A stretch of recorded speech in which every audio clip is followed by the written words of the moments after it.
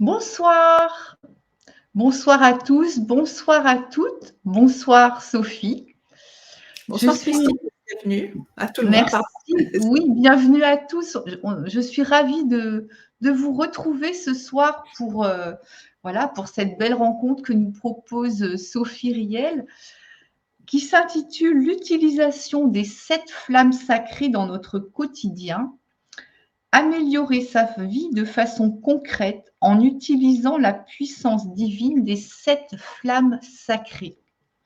Alors ce soir, Sophie, nous verrons avec toi comment nous pouvons réunir notre nature humaine et notre nature divine, cesser de séparer le spirituel et le sacré de l'ordinaire, afin d'unir de façon concrète ces deux aspects complémentaires et réussir à incarner pleinement le pont vivant entre ciel et terre que nous sommes en vérité, par la pratique des 7 flammes sacrées dans notre quotidien.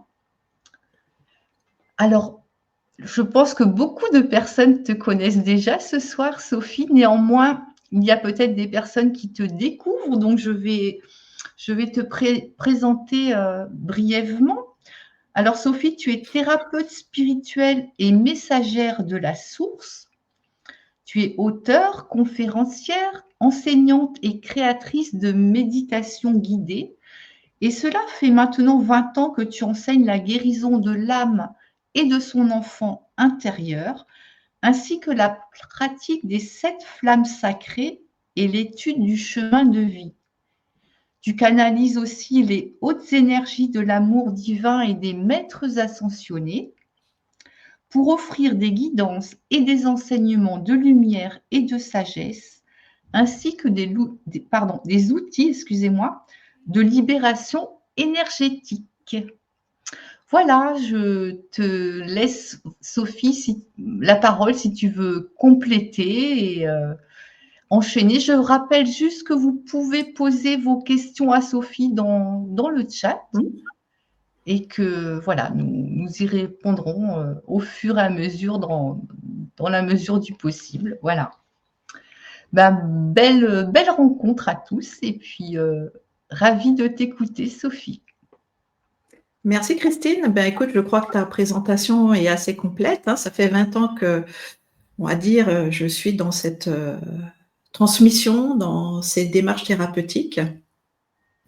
Et donc, aujourd'hui, j'ai vraiment la joie de vous présenter les 7 flammes sacrées, vraiment comme un outil qui à la fois relève de notre divinité, mais dont il faut aussi apprendre à s'approprier. Et vous verrez que c'est vraiment un chemin initiatique. Parce que, bien sûr, si nous sommes tous réunis ici, c'est déjà en tant qu'êtres éveillés. Nous sommes tous sur ce chemin, nous avons tous fait déjà un travail sur nous-mêmes. Et puis, nous cherchons toujours à redevenir la vastitude que nous sommes vraiment. Nous cherchons tous aussi à apprendre à nous aimer de façon plus complète et à nous réaliser. Donc, les 7 flammes sacrées, elles véhiculent les attributs de la divinité. Elles ont chacune une vibration et une couleur. Alors, je fais une petite parenthèse. Il existe plusieurs sources d'enseignement des 7 flammes sacrées à travers différents auteurs connus. Qu'on dise flamme ou rayon sacré, c'est exactement la même chose. La première initiatrice, nous allons dire, de ces rayons sacrés, c'est Alice Bailey au début du XXe siècle. Ensuite, une des plus connues, c'est Aurelia Louise Jones, qui justement a écrit ce livre-là, les 7 flammes sacrées. Nous avons aussi Joélia, qui transmet l'enseignement des rayons sacrés d'une manière un tout petit peu différente de celle d'Aurelia Louise Jones. Voilà, moi, je suis l'enseignement d'Aurelia Louise Jones, voilà, et aussi dans ce que je reçois directement des maîtres ascensionnés. Peu importe l'enseignement que vous choisissez, du moment que celui-ci résonne dans votre cœur, il est juste pour vous.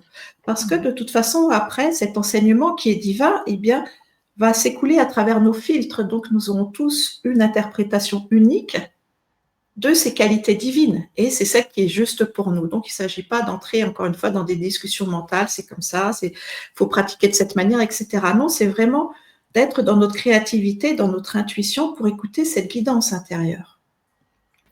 Donc, ces flammes sacrées, comme nous sommes créés à partir de la source, hein, nous sommes nous aussi émanés de ce feu d'amour divin, eh bien, elles existent en nous naturellement, que nous en soyons conscients ou non.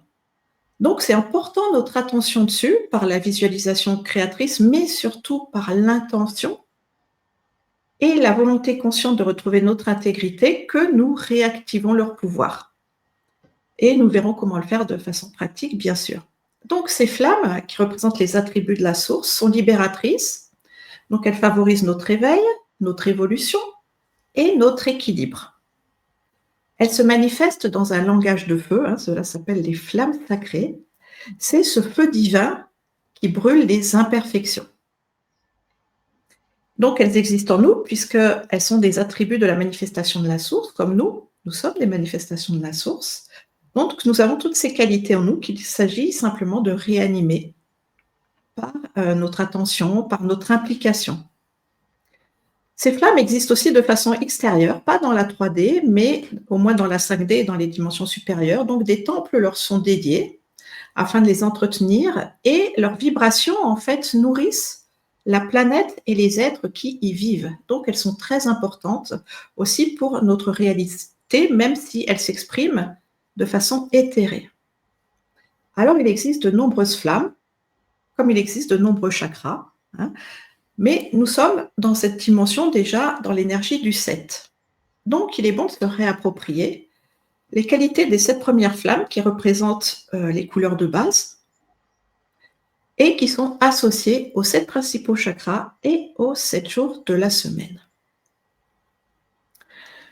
Donc, nous portons dans notre cœur, si vous voulez, une triple flamme qui est sacrée. Donc déjà, naturellement, cette triple flamme qui représente notre présence existe là et elle peut servir de support à tous nos échanges avec les flammes sacrées et nous verrons comment faire tout à l'heure.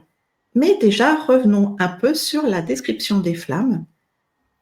Et donc, Christine, si tu pouvais afficher la première image, nous allons y passer assez rapidement. Je ne sais pas, au niveau, ceux que je connais qui sont là, qui nous ont fait un petit coucou, je sais que vous êtes familiers de ces flammes, mais nous allons un peu revenir sur leurs principales qualités pour être au clair avec tout cela. Un rappel qui est toujours utile. Oui. Donc, nous avons donc les 7 premiers rayons. Et là, dans la liste que vous voyez, en fait, ils sont affichés dans l'ordre des rayons. Hein. Donc, le premier rayon, c'est la flamme bleue de la volonté divine. Alors, chaque flamme est sous l'égide d'un maître ascensionné, et donc d'êtres et d'anges qui entretiennent cette flamme. Donc, nous pouvons faire appel à ces êtres aussi pour nous accompagner en plus de la flamme elle-même. La volonté divine, c'est vraiment reconnaître qu'il existe une autorité plus grande que nous, qui est l'amour, qui est l'énergie de l'amour, et nous nous mettons sous sa guidance et sa protection. C'est la première étape, c'est la flamme bleue. Elle nous réconcilie aussi avec le masculin sacré, elle nous donne le courage, la force, elle nous permet de dissoudre nos peurs. Le deuxième rayon est la flamme dorée de l'illumination. Donc, l'illumination, c'est la connexion directe avec cette source une, c'est aussi la sagesse, c'est la connaissance sacrée. Donc, cette flamme vient nous enseigner ce qu'est la véritable connaissance. Elle vient nous guider pour faire des choix à partir de cette sagesse divine. Nous avons en troisième rayon la flamme rose de l'amour cosmique, notamment l'amour par le féminin sacré, par le cœur de Marie. C'est aussi la flamme des artistes et elle nous réconcilie vraiment avec la quintessence de l'amour pur. Donc, quand vous êtes dans des manques d'amour, quand vous recherchez à ressentir ce qu'est le véritable amour, invoquez cette flamme rose qui vous transmet aussi sa douceur, sa tendresse et beaucoup de puissance. Hein, c'est pas parce qu'il y a de la douceur et de la tendresse que c'est forcément faible ou fragile. Non, ce sont des énergies divines qui sont très puissantes. Ensuite, nous avons la flamme blanche de l'ascension et de la purification. Donc cette flamme, comme son nom l'indique, vient nous purifier et la purification permet d'élever notre taux vibratoire et de nous amener dans toujours plus de dimensions éclairées, éthérées, qui vont nous permettre de nous libérer, par exemple, de notre mental qui prend trop de place, des sentiments de honte, des sentiments de culpabilité, tout ça. Vraiment la purification pure. Ensuite, nous avons la flamme verte de la guérison et aussi de la manifestation. Donc, eh bien, là aussi, hein, l'énergie du vert émeraude nous transmet la guérison. La guérison, si on la demande, ce n'est pas quelque chose d'anodin, parce qu'elle va se dérouler sur tous les plans. Hein. Et la maladie, en fait, elle n'est pas que physique, c'est aussi les mal-être émotionnels, c'est aussi les mal-être psychiques, mentaux. Donc, tout est relié. Lorsque vous demandez la guérison, même si vous demandez la guérison d'un symptôme physique, eh bien, ça va agir sur vos émotions, sur vos pensées, voire sur votre âme, si la blessure est issue de l'âme. Hein, c'est quelque chose de très puissant, donc ça va vous confronter vraiment à vos mémoires souffrantes. Donc, c'est d'avoir le courage eh bien, de se confronter à soi-même, à nos conditionnements, à nos croyances limitées qui nous ont amenés dans cette situation de maladie plutôt que de santé. Ensuite, nous avons la flamme pourpréore de la résurrection. Celle-ci nous appelle à ressusciter toutes nos qualités d'être et toutes les bonnes choses que nous souhaitons dans notre vie. Par exemple, cette flamme est très active, notamment pendant le printemps. Pourquoi? Parce que c'est vraiment la résurrection de la nature qui reprend vie. Donc, nous avons aussi cette résurrection à l'intérieur de nous. Donc, allez voir dans votre cœur ce qui a besoin d'être ressuscité, de renaître à nouveau dans votre vie. Et enfin, nous avons la flamme violette de la transmutation et de la liberté. C'est la plus connue puisque c'est la première à avoir été, encore une fois, redécouverte au début du XXe siècle avec le maître Saint-Germain. Mais toutes les flammes ont la même puissance, elles sont égales, il n'y a pas une qui fait plus que l'autre. Voilà, elles ont des qualités divines, des spécificités qui vous permettent de demander ce dont vous avez besoin pour vous libérer, pour vous sentir bien, pour vous créer une vie épanouie. Donc la transmutation, c'est vraiment de passer à un état inférieur à un état supérieur de fréquence. Et c'est pour cela que progressivement, cela nous amène dans notre véritable liberté d'être, encore une fois, en nous libérant de nos conditionnements souffrants. Voilà, donc vous voyez, ne serait-ce qu'à travers cette description, il y a plein d'aspects sur lesquels nous pouvons travailler dans notre quotidien. Et maintenant, Christine, pourrais-tu m'afficher la deuxième image? Oui, bien. Juste pour que vous... Merci. Juste pour que vous sentiez en plus comment ces flammes peuvent interagir de façon concrète. Je vous parlais des 7 jours de la semaine, des 7 chakras. Et donc, chaque flamme est reliée à un chakra et un jour de la semaine. Donc, dans ce tableau, elles sont classées suivant les jours de la semaine. Donc, alors, ne vous en mêlez pas les pinceaux, ça n'a pas de rapport avec l'ordre des rayons. Hein, c'est juste que, par exemple, le lundi, la flamme bleue est plus active et elle correspond au chakra de la gorge. Donc, vous voyez, la flamme bleue aussi nous donne le courage de revenir dans notre expression personnelle et elle guérit toutes les peurs et toutes les émotions refoulées qui sont dans le chakra de la gorge. Le mardi, c'est la flamme rose qui est plus présente. Donc, bien sûr, elle est dans le chakra du cœur. Le mercredi, nous avons la flamme émeraude, vert émeraude de la guérison, de l'abondance, de la prospérité, de la manifestation. Donc, elle est au niveau du 6e chakra. Et souvent, pour ceux d'entre nous, celles qui sont guérisseurs ou guérisseuses, eh bien souvent, on peut utiliser le rayon vert ou vraiment la force de notre 3e œil pour envoyer de la santé sur une situation ou sur une personne. Le jeudi, nous avons la flamme pourpréore de la résurrection et celle-ci est dans le chakra du plexus. Et notre plexus, vous savez, c'est donc la confiance en soi, c'est le sentiment de fierté, c'est aussi là où sont beaucoup d'émotions bloquées. Cette flamme va nous amener justement à remplir de nouveau notre plexus des qualités de la vie, vraiment des bonnes choses. Ensuite, le vendredi, nous avons la flamme blanche de l'ascension. Et étonnamment, eh bien, la flamme de l'ascension et de la purification est reliée au chakra de la base. Cela nous indique quoi? Cela nous indique que la spiritualité, que le fait de méditer, d'avoir nos rituels quotidiens, ce ne doit pas être une fuite pour justement oublier les souffrances de l'incarnation. Nous ascensionnons à partir de notre solidité intérieure en acceptant notre incarnation. Donc, vous voyez cette flamme blanche, si vous avez des difficultés à être dans ce monde, si vous avez associé l'incarnation à la souffrance, invoquez cette flamme pour qu'elle vous montre que la lumière existe autant dans la matière que dans d'autres dimensions. Et souvent, eh bien, vous savez, c'est vrai que l'incarnation est très dure pour l'âme parce que nous sommes dans un monde où la vibration est basse, un monde de dualité. Donc notre âme, qui elle est comme notre être et hypersensible, souffre beaucoup de ça. Donc, il s'agit d'accepter vraiment d'être dans cette incarnation, puisque nous y sommes, ça ne sert à rien de lutter contre. Au contraire, c'est de se dire, voilà ma situation à l'heure actuelle, voilà où j'en suis. Comment maintenant est-ce que je fais avec cette situation ? Et donc, le fait d'appeler cette flamme blanche vous permet de vous réconcilier avec cette incarnation.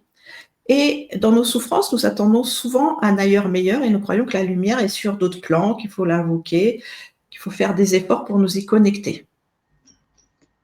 En fait, le seul effort à faire, c'est de laisser l'amour revenir dans notre vie et d'accepter d'être nous-mêmes en disant oui à cette incarnation. Et c'est ce que nous propose cette flamme blanche, d'être vraiment là et d'agir en conscience dans notre quotidien.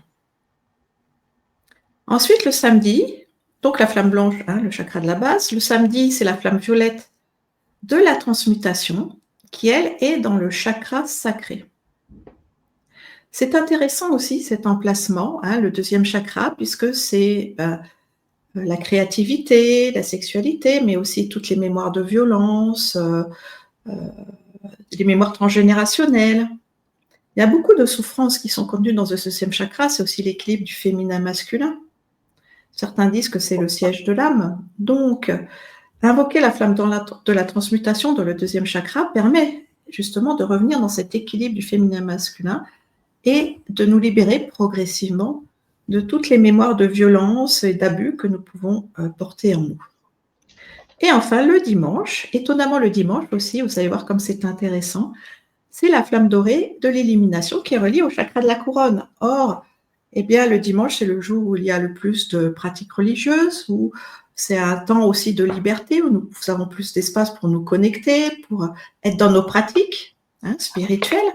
Donc voilà, il n'y a pas de hasard. Tout ça, c'est franchement de belles synchronicités. Donc voilà pour cette petite explication. Merci Christine, tu peux enlever l'image.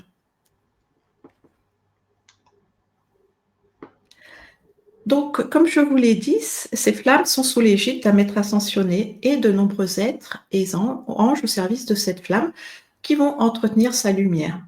C'est donc un outil sacré.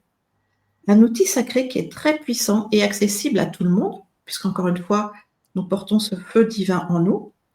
Mais cela doit être utilisé, c'est vraiment mon point de vue et mon engagement, avec tout le respect dû à la divinité et au sacré. Pourquoi je vous dis ça ? Parce que c'est un enseignement qui est de plus en plus répandu, et tant mieux, puisque maintenant, il n'y a plus besoin d'aller dans des écoles de mystère pour être initié, ou de suivre une voie spécifique, même si c'est bien aussi, mais aujourd'hui, toute cette transmission ésotérique, toutes ces connaissances sont offertes à l'humanité, puisque nous sommes dans une période d'ascension. Et donc, les 7 flammes sacrées sont un enseignement qui, s'expanse, et tant mieux.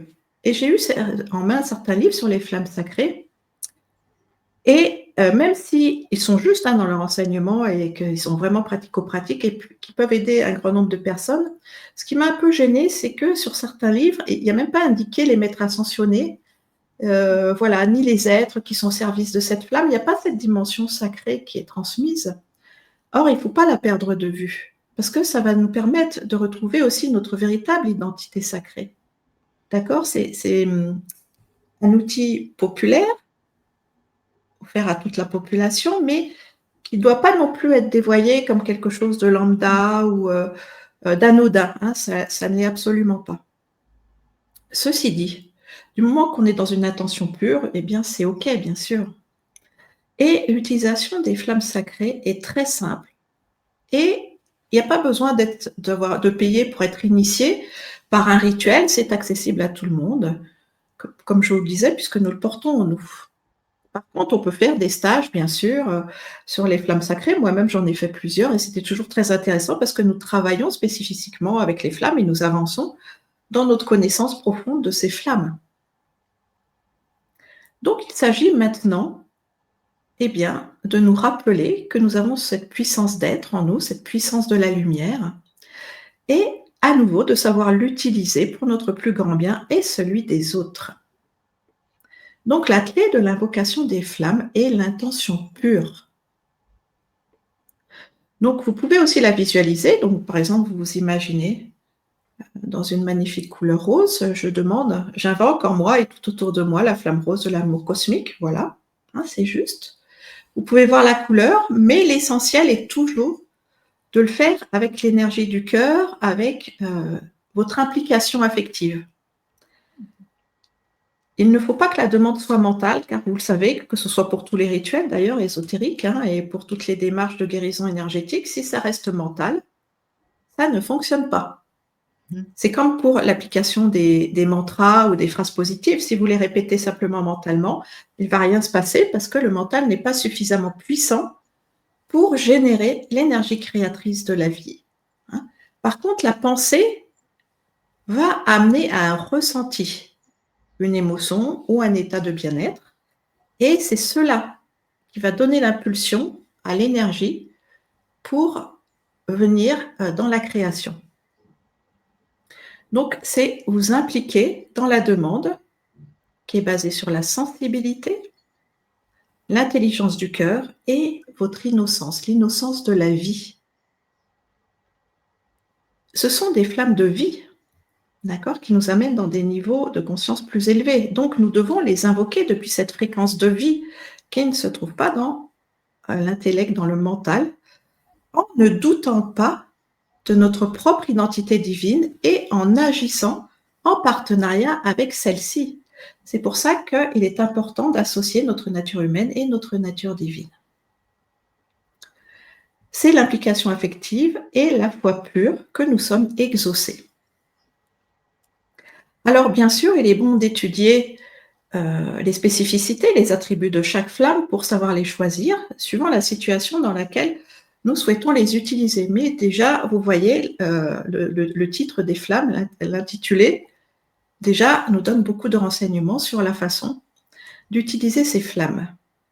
Il est possible d'utiliser aussi plusieurs flammes à la suite. Et donc, quel est le positionnement juste? Je vous parlais d'un enseignement pratico-pratique. Pour utiliser pleinement cet outil dans notre quotidien, il est bon de prendre conscience donc que nous sommes des êtres d'énergie qui faisons une expérience d'incarnation et que nous créons chaque aspect de notre vie depuis cet être énergétique. Nous sommes littéralement la lumière dans la matière. Est-ce que nous fonctionnons ainsi en permanence dans notre quotidien?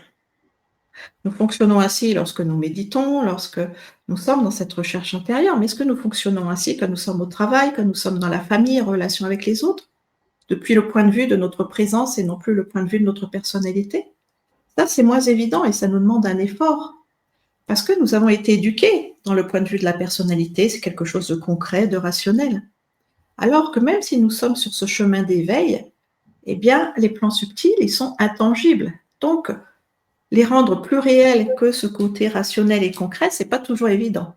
D'accord? C'est vraiment un investissement et d'être dans cette conscience que je suis l'être énergétique qui fait une expérience humaine. Et donc, sentir cela, eh bien, c'est retrouver notre responsabilité de créateur et surtout nous réapproprier notre pouvoir personnel issu de notre souveraineté divine.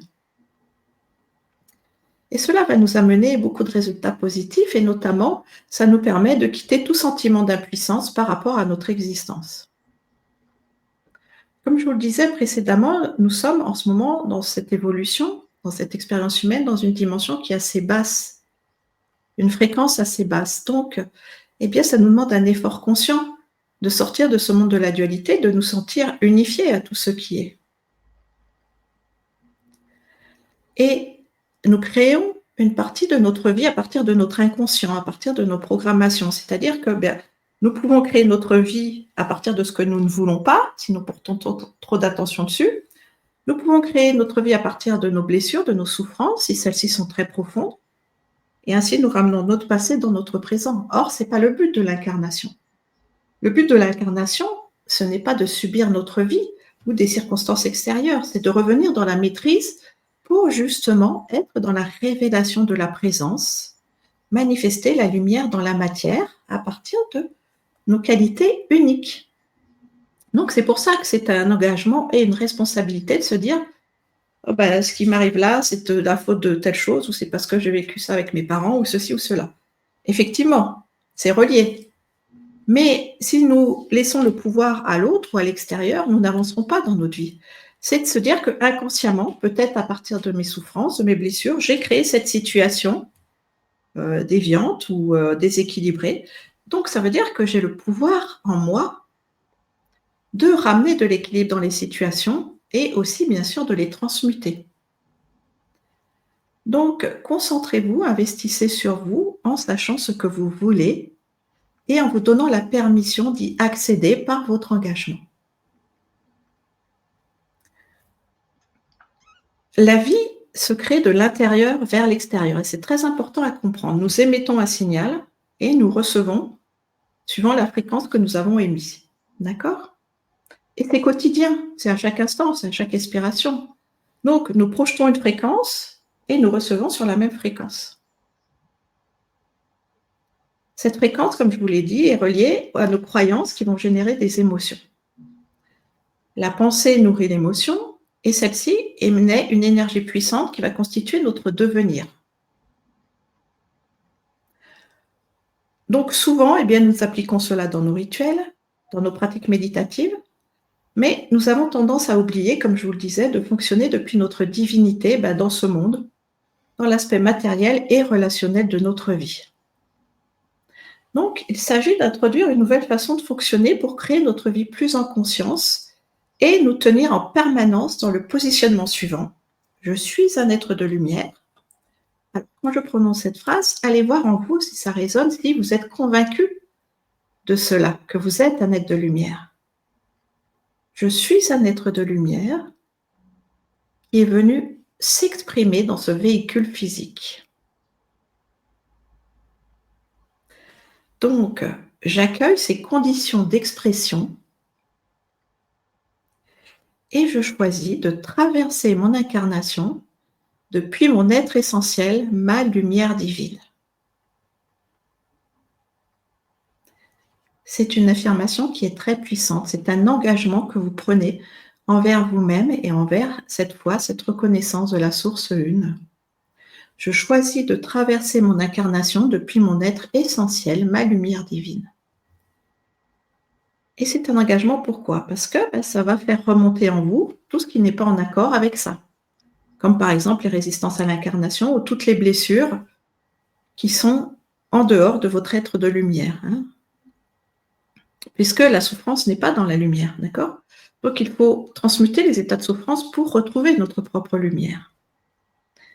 Et cela signifie aussi placer cette lumière dans tous les aspects de notre quotidien, dans notre vie personnelle, relationnelle, familiale et professionnelle. Et vous voyez, là, nous réintroduisons les 7 flammes sacrées, où nous pouvons les invoquer justement dans tous ces aspects de notre vie. Donc, c'est agir depuis notre grande présence, ou si vous voulez, notre triple flamme, et ainsi la manifester à travers notre identité, notre personnalité unique. Donc, le bon sens, c'est de fonctionner en conscience depuis notre divinité vers notre humanité. Souvent, nous faisons le contraire, reconnaissons-le, parce que nous avons l'impression de subir notre nature humaine. Oh, pourquoi il m'arrive ça ? Là, je ne voulais pas ça comme ça, etc. Avec des sentiments des fois d'impuissance ou des culpabilités. Pourquoi j'ai dit ça ? Pourquoi je me suis comportée ainsi ? Voilà. Et nous avons l'impression que ça peut être une contrainte, entre guillemets. Et donc ensuite, nous allons puiser dans notre identité divine, à travers nos pratiques, nos méditations, nos invocations, pour essayer de nous ressourcer et d'alléger ces contraintes humaines. Mais c'est le mauvais sens, puisque la base, là, c'est notre nature humaine. Non, il s'agit de partir de notre nature divine. Qu'est-ce que ferait l'amour dans cette situation ? Que choisirait un maître dans cette situation ? Alors bien sûr, agir comme ça fonctionne. Ça demande des efforts et puis c'est moins efficace que de nous abandonner, le rayon bleu de la volonté divine, de nous abandonner à notre nature divine pour être toujours au bon endroit, au bon moment et dans l'expression juste. Et c'est beaucoup plus efficace, c'est beaucoup plus léger, c'est beaucoup plus reposant de fonctionner à chaque instant depuis cette guidance divine pour que justement notre perspective humaine eh bien, soit allégée. Allégée, ça veut dire sans souci, ne pas avoir de soucis. L'insouciance, c'est une qualité divine. Est-ce que vous traversez votre quotidien avec insouciance en vous disant « je suis sûre que tout va bien se passer » ou alors est-ce qu'il y a encore des plans à faire, des planifications, le mental qui essaye de faire entrer les choses dans les cases pour que ça fonctionne comme ça, vous voyez, nous sommes tous constitués de cette manière et le but c'est de progresser pour nous sentir allégés, insouciants, dans beaucoup plus de bien-être et la joie pure, et cela de façon spontanée. Donc vous voyez, il y a de grands bénéfices à la clé d'aller dans cette pratique, dans ce positionnement, de nous abandonner à la guidance de notre présence divine, de suivre notre intuition et d'agir en ce sens. S'abandonner à notre nature divine dans tous les aspects de notre quotidien, c'est nous laisser porter, c'est accepter d'être protégé et inspiré par celle-ci. Alors, est-ce que ce positionnement vous rappelle quelque chose ? Eh bien oui, c'est là que ça devient très intéressant, car choisir cela, c'est se mettre de façon consciente ou non sous l'égide de la première flamme sacrée, le rayon bleu de la volonté divine. Et je vais vous démontrer que, en tant qu'être éveillé, enfin sur ce chemin d'éveil, tous et toutes, eh bien, nous arpentons ce chemin dès cette flamme sacrée. Nous vivons ces initiations, que nous en soyons conscients ou non.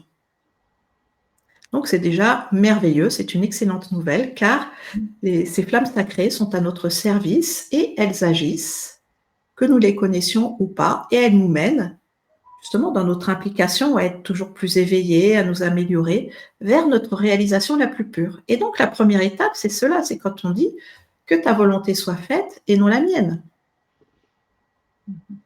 Donc c'est tout un apprentissage parce que cela nous demande de lâcher le contrôle du mental, d'arrêter de tout planifier, de vraiment tenir les rênes, pour simplement savoir s'organiser de façon saine et écouter notre voix intérieure pour toute décision. Toute décision, c'est vraiment dans notre quotidien. Par exemple, se dire, tiens, il faudrait que j'aille faire des courses parce que mon frigo, il est un peu vide. S'écouter, c'est suivre son intuition et mon intuition, elle me dit, est-ce que c'est le moment d'aller faire les courses parce que je suis suffisamment en forme et j'ai du temps libre ? Des fois, votre intuition va vous dire oui, des fois, elle va vous dire non. Et si elle vous dit non, eh bien, vous n'y allez pas parce que ce n'est pas ce qui est juste pour vous dans le moment présent.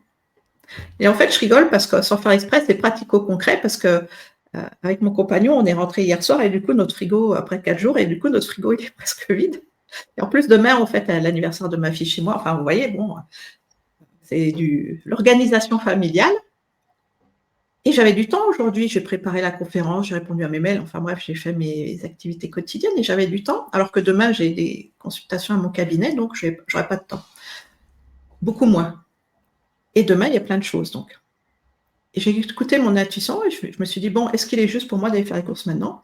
Mais la réponse était non. Pourquoi ? Parce que j'étais fatiguée et que je devais garder mes ressources pour la conférence de ce soir, parce que ces transmissions, ces échanges de ce soir, parce que ce sont des échanges vibratoires, ok ? Cet enseignement, voilà, il est fait sous la guidance de la source, comme chacun peut le recevoir suivant l'énergie du groupe et sa demande. D'être dans son bien-être, d'être dans son équilibre, d'être dans sa vitalité pour ça. Donc, ce n'était pas juste que j'aille faire les courses tout à l'heure. Donc, c'est mon compagnon qui ira demain.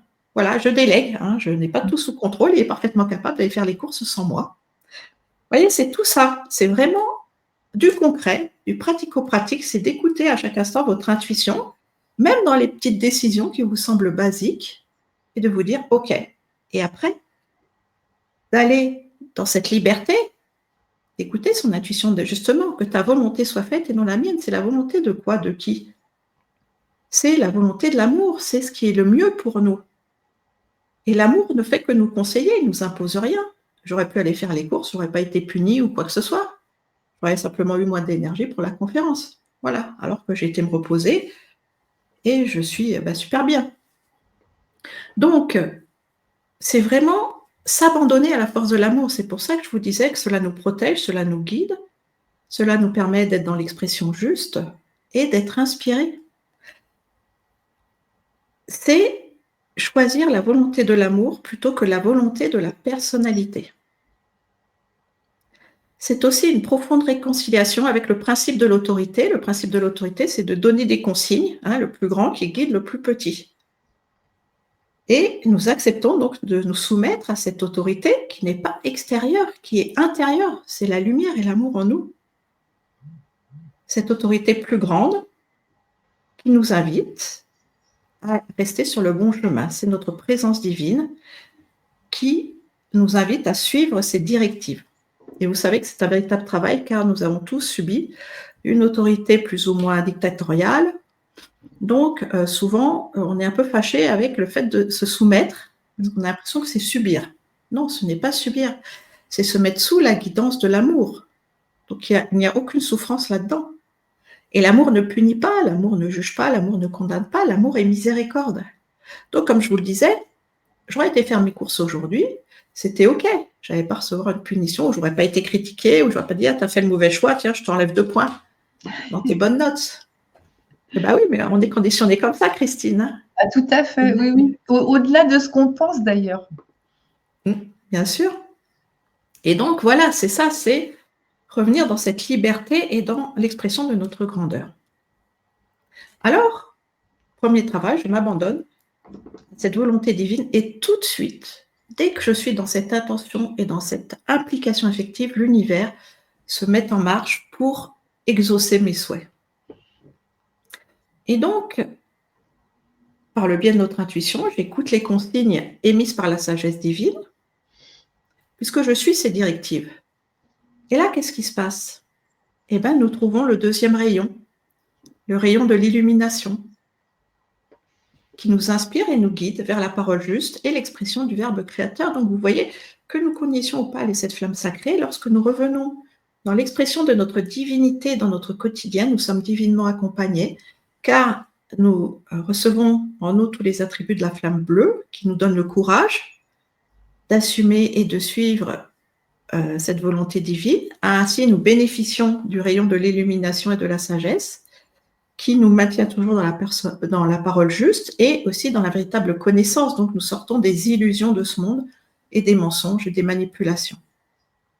Au fur et à mesure que nous progressons, nous revenons dans notre puissance d'être. Et que nous dit cette flamme dorée? Elle nous dit que la vie est basée sur l'amour et que les meilleurs choix sont toujours réalisés dans cette fréquence. Elle nous dit aussi que la vie, ça commence par soi et que nous pouvons apprendre à nous honorer et à nous respecter dans notre nature sacrée, divine et humaine. Alors, à ce moment-là, quand nous écoutons cette voix de la sagesse, et que nous apprenons à nous honorer et à respecter notre grand soi qui prend soin du petit soi, eh bien, nous entrons dans la flamme rose de l'amour cosmique. Voilà, parce que nous revenons dans l'amour essentiel. Nous nous permettons de nous laisser aimer. Je reçois en moi tout l'amour de la terre et du ciel, et je l'expanse à l'infini de tous les règnes. Et nous revenons aussi dans l'amour de nous-mêmes pour ensuite transmettre cette fréquence aux autres. Vous voyez, je reçois et ensuite j'émets la bonne fréquence. Et donc nous progressons ainsi à travers chaque flamme sacrée. C'est tout un cheminement, ça prend du temps tout cela, parce qu'on ne va pas s'abandonner à l'amour divin du jour au lendemain. Et l'apprentissage de s'aimer à nouveau, de se faire passer en premier par respect pour soi, ça aussi c'est un grand travail intérieur. Mais donc, une fois que nous sommes portés par cet amour que nous recevons de la vie et cet amour pour nous-mêmes, quand nous sommes dans la conscience que nous méritons tout cet amour, eh bien, que va-t-il se passer? À travers une haute fréquence de respect et de reconnaissance de nous, eh bien, nous effectuons de nouveaux choix quotidiens, basés justement sur ce respect, qui nous invitent à quoi faire? Eh bien, à alléger nos souffrances. Alors, dans ce parcours initiatique, nous passons au 4e rayon et nous invoquons la flamme blanche de la purification et de l'ascension. Pour quoi faire? Pour retrouver notre innocence première et notre âme d'enfant. Je vous parlais de l'insouciance. Ça fait partie de notre âme d'enfant. Et c'est la partie de nous qui a accès au royaume des cieux. Nous nous purifions de nos souffrances, de nos mal-être, de nos émotions négatives, de nos culpabilités. Nous sommes innocents ou coupables. Donc, si nous ne sommes pas coupables, nous sommes innocents. Et l'innocence est une de nos nombreuses qualités divines qui réside en nous éternellement. C'est une fréquence à retrouver, justement, en nous libérant des fausses croyances de culpabilité. Nous n'avons rien fait de mal, nous sommes des bonnes personnes. Certes, nous avons fait des erreurs, certes, nous apprenons, donc sachons nous pardonner pour pouvoir avancer et retrouver cette innocence pure. Et cela nous permet, au fur et à mesure, de nous délester de tout ce qui nous retient dans la dualité, la séparation, l'illusion, tout ce qui est deux, pour revenir dans l'unité, c'est-à-dire la fréquence du 1, la verticalité, avec l'union à la terre et au ciel. Alors, que fait cette purification? Elle va venir trier ce qui est mélangé, elle va nous sortir des confusions, elle va nous ramener vers cette unité. Donc, elle va nous confronter à nos blessures intérieures, et c'est ainsi que nous accédons au 5e rayon, qui est la flamme verte de la guérison et de la manifestation. Cette flamme nous invite à retrouver notre santé, et l'abondance fait partie de la santé, et ainsi à manifester tout cela dans la matière. Comme je vous l'expliquais tout à l'heure, rappelez-vous, la santé, c'est quelque chose de global, il faut traiter tous les plans. Donc notre santé nous permet de rayonner, de nous expanser. Ça vient purifier le cœur de nos cellules pour que notre génome divin prenne le pas sur notre ADN humain. Et progressivement, nous nous libérons de nos limites et de nos conditionnements.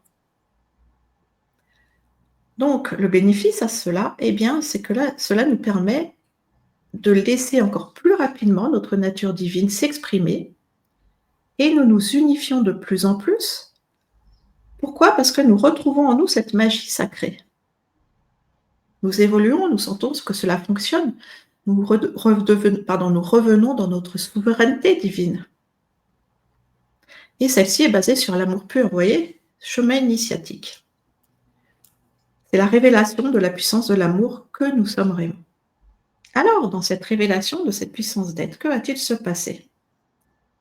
Dans la reconnaissance de notre santé et de notre sainteté. Voilà que nous arrivons au rayonnement de la 6e flamme, la flamme pourpre et or de la résurrection. Puisque nous sommes maintenant ancrés dans l'amour, avec le bien-être, la joie, la légèreté, l'insouciance, l'innocence, depuis cet espace de guérison et cet amour qui rayonne dans notre cœur, nous pouvons invoquer cette merveilleuse flamme pour ressusciter tous les nombreux attributs de notre nature divine, pour l'incarner dans notre humanité. Il faut être créative, ressusciter la joie, la liberté, la richesse, la plénitude, la créativité, la puissance d'être, voilà, tout ce que vous souhaitez, tout ce qui est bon pour vous. Encore une fois, il s'agit uniquement d'invoquer la flamme avec une intention pure. Par exemple, vous souhaitez ressusciter la joie en vous parce que vous avez traversé de nombreux états de tristesse et vous sentez que cette tristesse, elle vous colle encore un peu à la peau. Donc, le rituel, c'est simplement de se dire « J'invoque en moi et tout autour de moi la flamme pourpre et or de la résurrection, chère flamme sacrée, merci de m'enseigner la joie, merci de me ramener vers la joie, merci de soigner en moi toutes les parties de moi qui ne sont pas dans cette joie. Je remercie et je rends grâce. » Vous voyez, trouvez vos mots, mais allez dans des invocations simples en émettant votre objectif. Et ensuite, il s'agit d'invoquer cette flamme jusqu'à ce que votre objectif soit atteint, bien sûr. C'est aussi accepter de changer, parce que si vous passez 3 heures à être triste et 10 minutes en méditation à trouver la joie, c'est les 3 heures de tristesse qui vont gagner. Donc, vous voyez, c'est accepter de changer, accepter de lâcher ces états de tristesse, de cesser de vous identifier à cette souffrance et d'accepter, encore une fois, d'incarner la joie. On ne peut pas être triste et joyeux en même temps. On ne peut pas être dans la gratitude, le remerciement, et dans l'ingratitude et se plaindre en même temps. Et ce sont des fréquences opposées. Donc, ce sont des choix à faire. C'est renoncer à nos souffrances. Et c'est tout un parcours initiatique. C'est le parcours initiatique de ces 7 flammes, d'ailleurs. Et la liberté d'être, c'est ça, c'est d'être en santé et dans l'épanouissement. Donc, nous invoquons la flamme de la résurrection pour ressusciter toutes les bonnes choses que nous souhaitons incarner et rayonner. Vous voyez, ce parcours initiatique nous permet de recevoir une reconnaissance toujours plus vaste que nous sommes des êtres de lumière avant tout et que c'est notre véritable nature. Alors, eh bien, pour que le parcours soit complet, nous arrivons à l'invocation de la septième flamme, la flamme violette de la transmutation et de la liberté. La liberté est l'étape finale. Nous libérons notre nature divine de façon complète. Nous transcendons notre incarnation et notre nature humaine. Nous pouvons transmuter, transcender jusqu'à notre nature humaine pour vivre l'ascension, justement, et nous permettre de devenir ou de redevenir le maître ascensionné que nous sommes réellement, et ainsi de pouvoir continuer notre chemin d'âme, notre chemin divin, et d'évoluer dans des sphères d'existence toujours plus lumineuses. C'est important car, comme vous le savez, nous sommes aujourd'hui dans une période d'ascension collective qui a commencé il y a 13 ans où un portail s'est ouvert. Et toujours, vous voyez à quel point depuis ces dernières années, notre existence est en train de changer, de se modifier. Et la seule chose à faire, c'est de ne pas y résister. C'est d'accepter ces changements, accepter d'aller vers des choses nouvelles, parce qu'on se rend compte que l'ancien ne fonctionne plus. C'est accepter de se renouveler et donc d'embrasser de plus en plus totalement, au mieux de nos possibilités, notre divinité. Embrasser notre divinité, c'est accepter d'incarner l'amour. Des fois, nous y arrivons, des fois, nous y arrivons moins, c'est OK. Parce que justement, il y a cette nature humaine qui est là et dont il faut prendre soin aussi. Donc, vous le voyez, l'invocation des flammes sacrées fait partie de notre vie quotidienne, que nous en soyons conscients ou non. Dans notre parcours initiatique, elle est basée sur un appel intérieur profond, celui de manifester toujours plus pleinement notre nature divine et de vivre dans la complétude de celle-ci. C'est notre appel en tant qu'être qui s'éveille et qui parcourt ce chemin stellaire. Rappelez-vous, nous ne manquons que de nous-mêmes. Nous sommes toujours à la recherche de choses qui vont venir nous permettre de nous sentir entiers, complets, dans la plénitude. Et ces petits bouts que nous recherchons, c'est des parties de nous-mêmes qui sont restées dans l'isolement, dans la souffrance, dans le déséquilibre. Donc, ne soyons pas dans une attente extérieure, mais suivons notre guidance intérieure qui va venir ressusciter, réanimer, faire renaître ces petits bouts de nous à travers la guérison, à travers la purification, à travers l'illumination, à travers la transmutation. À chaque pas que nous effectuons, nous retrouvons ces petits bouts de nous et nous redevenons de plus en plus des êtres complets qui savent unir leur nature humaine et leur nature divine. C'est l'expression de l'amour avant tout. Et donc, voici le sens profond de cette flamme sacrée dans ses plus hauts bienfaits spirituels. Mais, un concept très important, ce sont par nos petits pas quotidiens que nous déployons progressivement la grandeur de notre être. Et c'est pour cela que cela nous inspire à les utiliser, ces flammes sacrées, de façon pratico-pratique dans notre quotidien pour nous délester de nos contraintes, de nos soucis, de nos résistances. Les flammes peuvent être invoquées pour vous-même et pour toute situation que vous traversez, pour les êtres aussi, avec lesquels vous interagissez. Tout ce qui peut améliorer votre quotidien et votre environnement. Positionnez-vous toujours du point de vue divin dans la neutralité bienveillante. Demandez à ce que la situation soit résolue pour le plus grand bien de tous. Et là, je vais m'expliquer. Nous pouvons donc utiliser ces flammes pour toutes les situations. Ça veut dire aussi notre environnement et les êtres qui nous entourent, avec lesquels nous sommes en contact. Mais il ne s'agit pas de désirer des choses pour ces êtres-là, de vouloir que ça se passe de telle ou telle manière ou que cet être vive ça. Parce que là, c'est le karma. C'est la loi de cause à effet. Or, vous ne savez pas ce qui est bon pour l'âme. Donc, c'est toujours cette neutralité bienveillante et le point de vue de l'amour, que la situation soit résolue pour le plus grand bien de tous. Donc, s'il y a des êtres qui vous font du mal, si vous voulez vous venger, là, vous n'êtes pas dans l'utilisation des 7 flammes sacrées, vous êtes dans des émotions négatives, et là, c'est la magie de la personnalité. Hein? Ce n'est pas ça. La magie de l'esprit, c'est agir depuis l'amour, donc que la situation soit résolue pour le plus grand bien de tous. Par exemple, vous êtes dans une situation où vous sentez que quelqu'un a une emprise sur vous. Eh bien, vous invoquez la flamme bleue de la volonté divine. La flamme bleue, c'est la flamme de la protection. C'est aussi l'archange qui est sous l'égide de cette flamme, c'est l'archange Michael. Cher archange Michael, viens avec ton épée de lumière et offre-moi tout ton amour, toute ta puissance pour venir couper tout lien qui me retient dans la dualité, par exemple. Hein, trouvez vos mots. Voilà. Quand vous voyez une personne en souffrance, envoyez-lui la flamme de la guérison, la flamme de l'amour. Offrez-lui du réconfort et de la lumière, mais ne dites pas cette personne doit vivre cela, ça doit se passer comme ça, ou je veux tel résultat. Hein, parce que là, vous n'êtes pas dans la magie divine. Vous êtes dans la volonté personnelle. Donc là, ce n'est pas l'utilisation des 7 flammes sacrées. Aujourd'hui, il n'est plus permis de se servir de ces outils qui sont très puissants pour tout bénéfice personnel dans la dualité. Vous voyez ? Donc faites bien la différence entre les deux et positionnez-vous toujours depuis le point de vue de la neutralité bienveillante.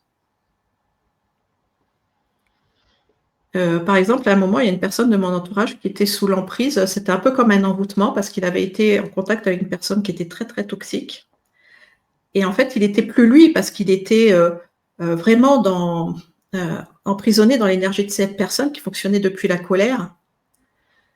Et donc, j'ai simplement, ma guidance m'a demandé d'invoquer la flamme rose de l'amour pour qu'il soit libéré de cette emprise. Donc, vous voyez, c'est simplement la purification, le résultat de revenir dans l'amour.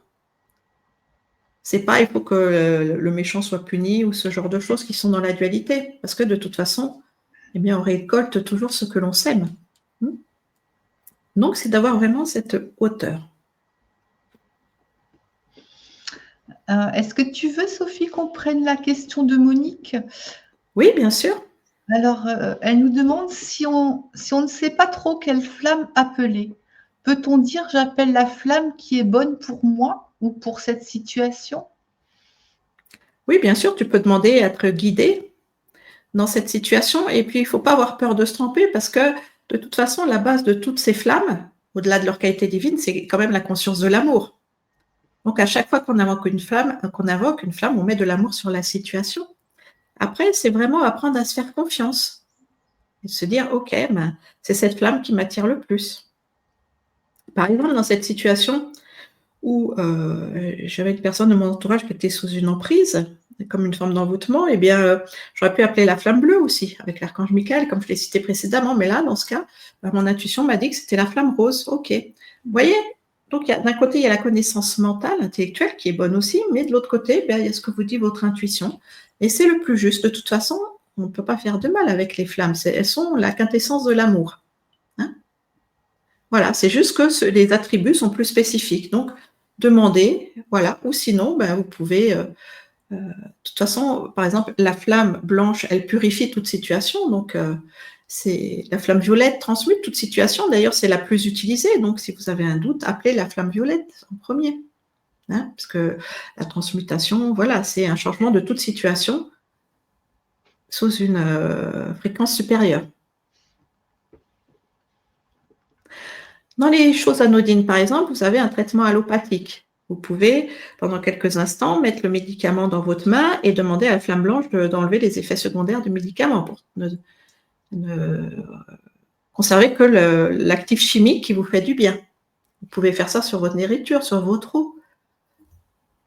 Quand il y a de la pollution autour de vous, appelez la flamme violette de la transmutation pour dégager autre chose que cette pollution, pour purifier l'air. Hein ? Vous voyez, vraiment du concept le plus petit, tout ce qui se passe dans notre quotidien, pour aller jusqu'aux aux demandes spirituelles les plus élevées. Vous avez un rendez-vous professionnel important avec votre hiérarchie, vous vous sentez stressé, etc. Demandez, par exemple, la flamme violette, parce que c'est aussi la flamme de la diplomatie, donc elle va vous guider pour que la situation soit vraiment tranquille et paisible. Vous pourriez aussi invoquer la flamme de la sagesse pour trouver la parole juste, ou la flamme rose de l'amour pour que la situation se fasse sous la puissance de l'amour. Vous voyez, il n'y a pas d'erreur à faire. Vous choisissez une flamme suivant vos affinités aussi avec cette flamme, suivant ce qui vous paraît le plus juste pour vous. Et est-ce que ça veut dire, Sophie, que par exemple, pour une situation similaire, 2 personnes différentes vont avoir un ressenti différent sur la flamme à utiliser? C'est quand même Tout à fait. très intuitif par rapport à chacun, chacune, c'est ça? Voilà, c'est ça, puisque comme tu vois, comme je le disais au début, nous recevons cet enseignement à travers notre identité, notre taux vibratoire, nos filtres, nos croyances. Donc voilà, les résultats, les choix peuvent être différents pour la même situation et c'est juste pour chacun. Oui, d'accord. Alors, on a une question de Sabine qui nous dit: peut-on Oui. évoquer une flamme pour le bénéfice d'une personne sans avoir son accord? Oui, on peut, encore une fois, sans être dans une interaction personnelle. Voilà, une personne qui est malade et que vous aimez, ou une personne qui est dans une situation difficile et que vous aimez, invoquer une flamme pour que la situation se résolve pour le plus grand bien de tous. Vous voyez, c'est vraiment une formulation très puissante, mais aussi très neutre, que la situation, vous offrez la situation à l'amour divin. Et l'amour divin, va répondre de façon juste à chaque âme qui est dans la situation. Et attention, au niveau de notre personnalité, il faut laisser l'ego de côté, justement, et le petit doigt de nous qui dit « je sais mieux que l'autre », parce que non. Au niveau de l'âme, à moins de se connecter directement à l'âme de la personne, au-delà de la personnalité, on ne sait pas ce qui est bon pour elle. Oui, Oui, vas-y.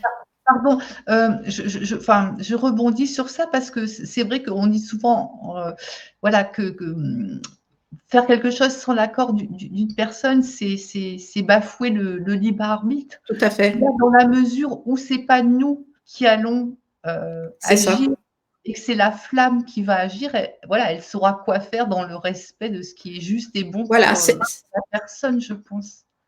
Voilà, c'est ça, c'est l'aspect divin. Nous nous connectons à l'aspect divin qui est dans chacun d'entre nous. Nous faisons appel, en fait, si tu veux, nous faisons appel par notre intention pure à la présence une de l'autre personne. Depuis notre présence une, depuis notre présence divine, nous invoquons la présence divine de l'autre personne qui va savoir ce qui est bon pour elle. Il n'y a pas d'ingérence. Du moment qu'il n'y a pas d'ingérence, c'est OK. Oui. Merci Sophie. Et on a un petit témoignage d'Anna qui nous dit: j'ai accompagné ma fille très malade avec des flammes sacrées. Après être partie dans la lumière, elle m'a dit qu'elle était partie très vite et très haut grâce au travail qu'on avait fait ensemble. Oui, c'est un super témoignage, Anna, et je me rappelle effectivement de toi et de ta fille, que vous travaillez vraiment ensemble, que vous partagez beaucoup de choses, vous êtes très complices. Et voilà. Et c'est justement, je rebondis au moment de ce que j'allais ajouter tout à l'heure, c'est que, des fois, la transition, donc le décès, c'est une forme de guérison. Moi, je l'ai vécu récemment aussi avec une personne de ma famille qui a eu une maladie qui l'a emporté très très vite. C'était totalement inattendu. Et dans cette existence, c'était un être éveillé. Et il avait une enfance très très très difficile. Et il avait de nombreuses souffrances. Et il aurait été jugé, suivant les standings sociaux, ça n'aurait pas été quelqu'un d'évolué ou d'intéressant parce que il n'avait pas, entre guillemets, une situation sociale ou un statut qui, soi-disant, ait de la reconnaissance. Mais c'était un être d'une profonde montée. Et quand il a transité, en fait, il a été directement dans les bras de la mère cosmique et il a revêtu son manteau de lumière, donc il a ascensionné dans sa transition. Et donc, donc il ne faut pas juger les êtres par rapport à ce qu'ils s'expriment depuis leur personnalité, à partir de ce qu'on a l'impression de voir d'eux, de ce qu'ils montrent, parce qu'au niveau de l'âme, c'est un tout autre environnement, c'est un tout autre chemin. Et donc, il a fait un cycle, et comme moi, il était en chemin de vie neuf, cet être, et puis, donc, c'était sa dernière incarnation sur ses plans de souffrance, il a transité, et il a ascensionné lors de sa transition. Vous voyez, c'est toujours d'être dans cette humilité de pas juger et de pas de tenir pour argent comptant ce que l'autre personne nous renvoie. Je vais vous donner un autre exemple qui est beaucoup plus anodin, beaucoup plus basique. Il y a quelques mois, j'étais en vacances et puis on était dans un restaurant au bord de mer. Et puis à côté de notre table, il y avait deux messieurs qui étaient là. Et c'était, mon Dieu, mais ils étaient imbibés, c'était deux ivrognes, mais et ils étaient bien chargés, hein, honnêtement, ils étaient bien chargés. Alors ils étaient dans leur langage d'ivrogne et tout ça. Bon, bah, c'est ok, ça leur appartient, hein, ils ne dérangeaient pas les autres et tout, mais bon, voilà. Et là, nous, notre critique intérieure, elle va nous dire, ouais, ces êtres, ils n'ont pas de valeur, ou ils sont nuls, ou enfin bref, voilà, hein, notre nature humaine. Et puis là, je ne sais pas pourquoi, voilà, c'est la nature, c'est comme ça qu'on agit depuis sa présence, alors que j'étais en train de dîner tranquillement, ben, j'ai senti vraiment la voix de la source. Et la source était en adoration devant ces hommes, elle les aimait naturellement, tendrement, complètement, parce que c'était aussi ses enfants, ok. Et le fait que ces êtres aient créé une vie de souffrance avec l'alcoolisme et tout ça, ok, ça c'est leur responsabilité, mais ça n'empêche qu'avant tout, nous sommes tous et toutes des enfants de la source et nous sommes tous adorés de la même manière. Et ça aussi, c'est pas facile à percevoir et ce n'est même pas facile à accepter pour soi. Hein, moi, je suis issue aussi d'une profonde maltraitance et ben, le cheminement d'apprendre et d'accepter que je pouvais être aimée, eh bien, ça m'a pris des années aussi. Et justement, d'être suffisamment aimée pour être affirmée, être en contact direct avec la source, être une messagère de la source, eh bien, ça demande d'aller très très loin dans la reconnaissance de soi. Donc, c'est pour ça que je délivre ce message. Donnez-vous la permission, pour vous-même, d'aller jusque-là, d'aller jusqu'au plus haut degré de l'amour, pour reconnaître que c'est ce que vous êtes vraiment et que vous avez en vous toutes les capacités d'un enfant, d'une enfant de la source une, et donc de dialoguer directement avec la vie elle-même, avec cette source d'amour, avec la divinité, vous lui donnez le nom que vous voulez, et qu'elle vous répond puisqu'elle est notre parent. Il est normal qu'un parent et un enfant discutent entre eux, partagent et soient dans une relation intime. Mais comme la fréquence est l'amour, il faut reconnaître cet amour en soi et reconnaître que nous méritons cet amour et aussi que nous sommes cet amour au-delà de ce que nous avons pu vivre et créer depuis notre nature humaine. Donc c'est une grande leçon d'humilité et c'est aussi, eh bien, ce que nous enseigne cette flamme sacrée. Alors, il y a une question de Monique qui demande, est-ce que c'est plus puissant si on rajoute les maîtres? Exemple, la flamme violette de Maître Saint-Germain. Alors, ça va dépendre de chaque personne, je dirais, de chaque être.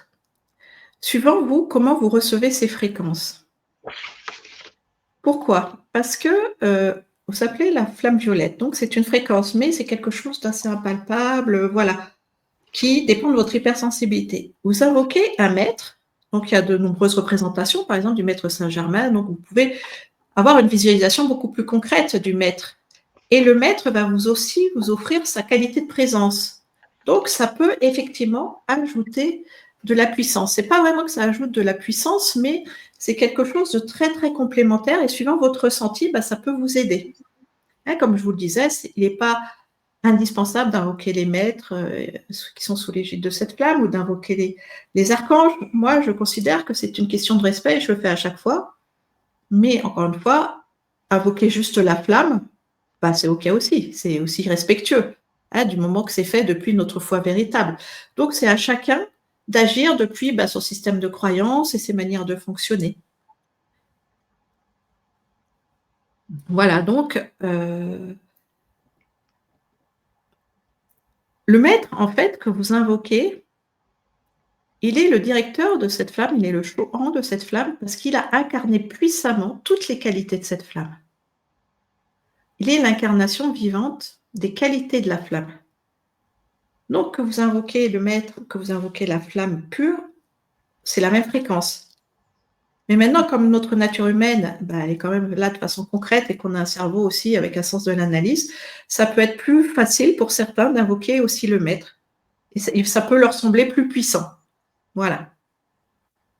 Faites ce qui est le plus juste pour vous, sans culpabilité ou sans réserve. Hein. Encore une fois, ne vous limitez pas. Mais merci pour cette question, Monique, c'est très intéressant aussi. Est-ce que tu as d'autres questions, Christine, je crois, qui ne sont peut-être pas dans le chat, mais qui ont été posées plus tôt, qu'on pourrait prendre? Alors, il y a certaines dont tu y as partiellement répondu. Ouais. Dominique demandait quelle flamme utiliser pour retrouver l'énergie de vie, avoir plus d'allant, passer à l'action. Alors, je vais quand même répondre parce qu'effectivement, là, on peut invoquer aussi plusieurs flammes, donc c'est un bon exemple. Retrouver plus de joie de vivre, par exemple, donc je vous ai donné la flamme de la résurrection. Retrouver plus d'allant, plus de vitalité. Bon, on pourrait évoquer la flamme de la guérison. Moi, je vous conseillerais la flamme blanche de l'ascension et de la purification. Pourquoi? Parce que je vous rappelle qu'elle est reliée au premier chakra et la vitalité dépend de notre ancrage à la terre. Hein? Donc, invoquer la flamme blanche, ça nous réincarne. Donc, on a plus de vitalité, plus de joie aussi, plus de présence, plus de puissance. Et le dernier aspect qu'elle disait, c'était quoi déjà? Passer à l'action. Passer à l'action. Là, par contre, c'est la flamme bleue. Puisqu'elle vient transmuter les peurs, elle vient nous transmettre le courage de ce masculin sacré qui nous incite à entrer dans le mouvement. Le masculin, c'est le mouvement, c'est l'action. Donc, moi, ce que je conseillerais dans le rituel, c'est d'abord la flamme blanche, de méditer, d'invoquer la flamme blanche autant de minutes qu'il est nécessaire. Ça peut durer 2 minutes, 10 minutes, comme vous le souhaitez. Et ensuite, d'invoquer, une fois que je suis dans cette vitalité, dans cette acceptation d'incarnation, là, j'invoque la flamme bleue. Et ainsi, j'ai le courage d'entrer dans le mouvement. Merci, Sophie. Alors, une autre question. Alors, Sylvie demandait comment retrouver des forces. Alors, il y avait 2 questions en une. Comment retrouver des forces? Et ensuite, comment prendre plaisir à ne rien faire?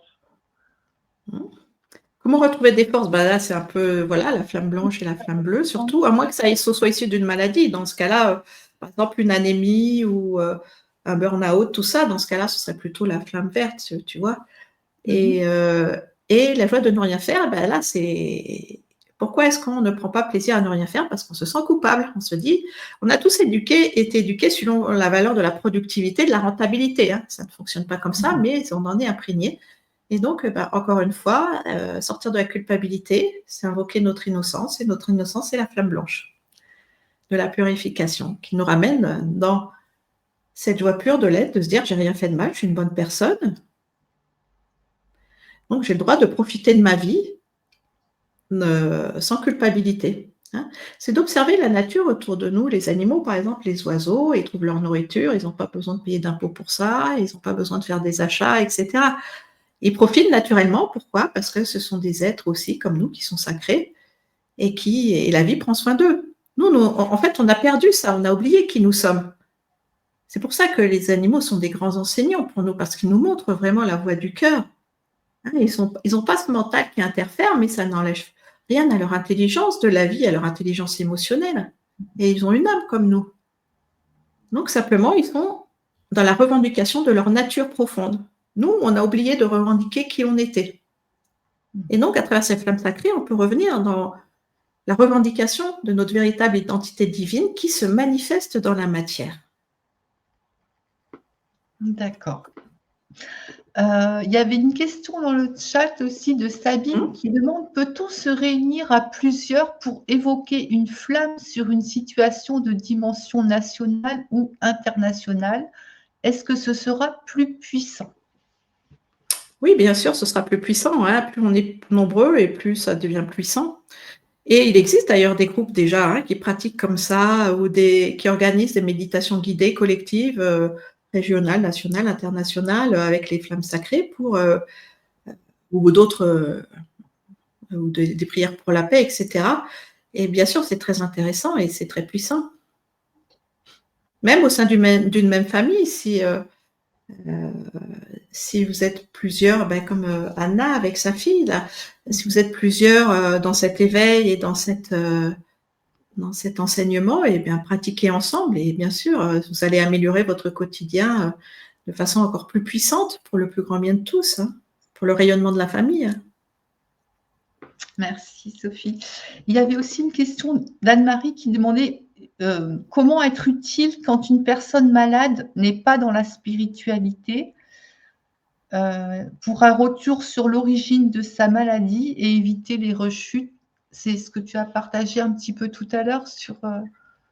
Voilà, c'est ça. Et puis, c'est très intéressant comme question parce que je voudrais évoquer le fait que si une personne n'est pas éveillée, vous ne pouvez pas faire le travail à sa place et elle ne peut pas comprendre votre langage non plus. Donc, vous savez, on ne peut pas changer l'autre. Et encore une fois, c'est l'humilité, c'est l'acceptation que la personne, au niveau de son âme, elle a des choses à vivre. Et le temps qu'elle n'aura pas compris ce que le mal a dit dans sa vie, eh bien, la leçon se représentera à elle. Hein. Donc, c'est vrai que ça peut être souffrant pour une personne éveillée de voir un proche se débattre par rapport à son manque de conscience, son manque d'éveil. L'éveil, c'est quoi? Ce sont des codes de lumière qui sont activés en nous au moment où l'âme est prête à les recevoir. Donc, le temps qu'une âme, c'est pas son heure, eh ben, c'est pas son heure, quoi. Voilà, c'est tout. C'est un être qui est encore, entre guillemets, endormi. Donc, les codes de lumière ne sont pas activés. Ça n'enlève rien à sa valeur, mais cette âme a son propre chemin à parcourir. Et souvent, ben, vous le savez, hein, les défis, puisque souvent on n'apprend pas par la sagesse, mais à partir de la souffrance, encore une fois, ça vient de notre éducation, eh bien, les défis, ils sont là pour nous faire évoluer et ouvrir notre conscience à une réalité plus vaste.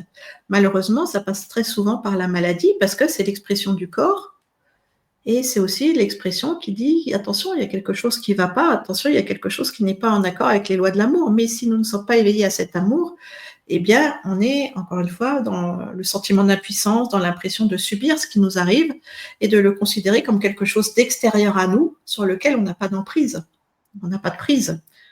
Voilà, donc c'est vraiment d'accueillir cela, et on ne peut pas faire le travail pour l'autre, et encore une fois, attention à l'ingérence, ne pas ingérer pour l'autre, parce que quand on souhaite des choses, je veux absolument que cette personne, elle guérisse, là, vous créez un lien karmique.